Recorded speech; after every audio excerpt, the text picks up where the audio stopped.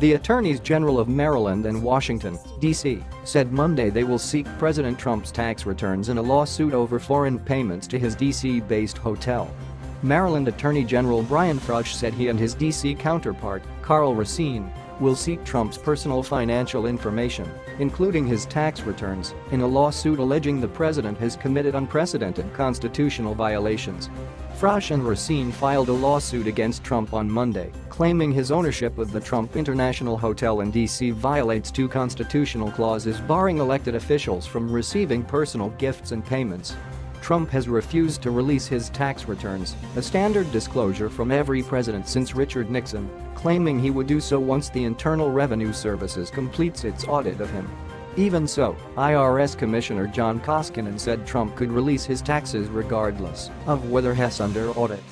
If successful, the suit could reveal extensive information about Trump's finances that could affect the investigations into the depth of Russian collusion with his campaign and associates.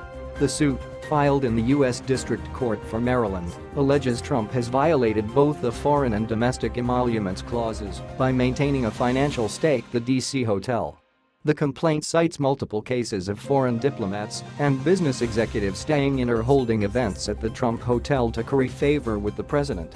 Trump refused to divest from his business empire before taking office, instead claiming his stake in the Trump Organization would be managed by a blind trust. However, that trust is managed in part by his sons, Donald Jr. and Eric, who said they briefed the president on his company's profits. President Trump's continued ownership interest in a global business empire violates the Constitution and calls into question the rule of law and the integrity of the country's political system, read the complaint. Uncertainty about whether the president is acting in the best interests of the American people, or rather for his own ends or personal enrichment, inflicts lasting harm on our democracy.